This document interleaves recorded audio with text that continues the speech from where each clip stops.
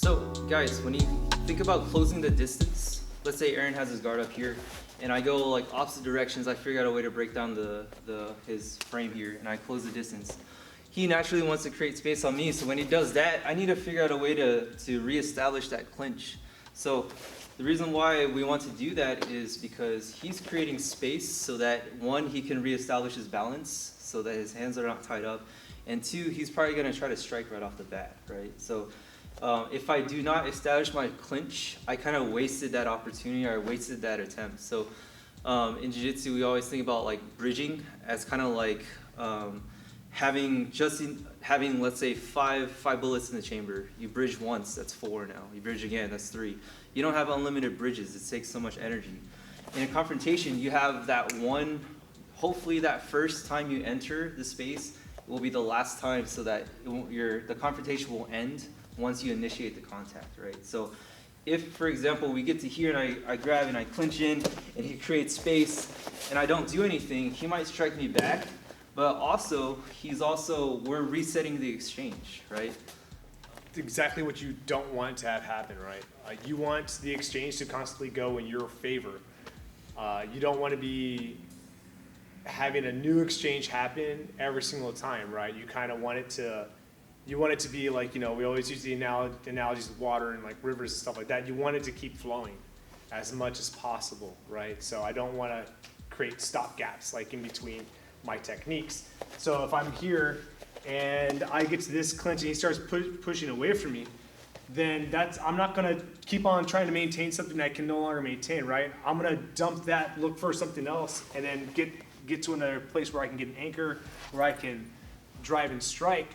Because the other option is that you allow him to break away, and then you go back to this, and hopefully the person you're fighting against is not quick enough or is not schooled enough to know that his best opportunity to hit you when you're like this, trying to establish a clinch, is right when you break the clinch, right?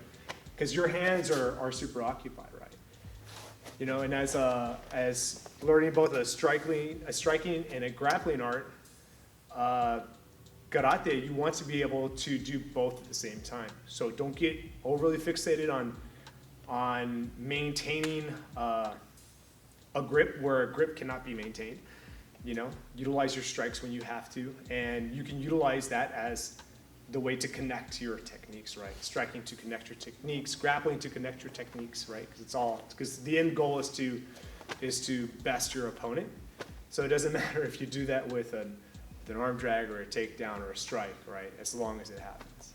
Yeah, our sensei always said you write your own story in the fight. So that doesn't mean it's an exchange. It's not a conversation when you're attacked, right? It's not, let me do something, he's going to do something, let me respond to that, he's going to do something. It's, I will do whatever I can and do everything in my power to continue to dominate the exchange every single time something happens. So, and that's where it's kind of cool, because then if you think about, I was telling Gabe about this, if you think about your body as a vessel, that all its own purpose is to take over the center of gravity of the other person, that's where you get to manipulate them with things beyond just your hands. Because as a human being, you're thinking, I grab things with my hands, right? I kick things with my feet.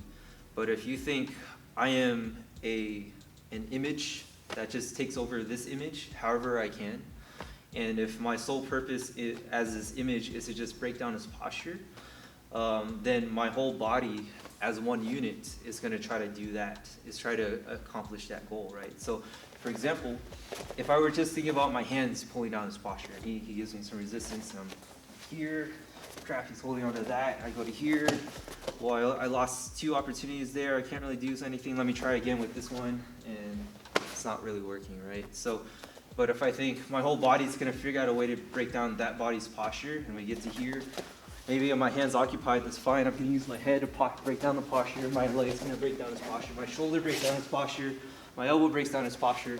So the whole water analogy works because the water finds the path of least resistance, but the water's goal is always just to get from point A to point B, right? So having that singular focus in combat, and of course in a self-defense altercation, the focus is to survive, right?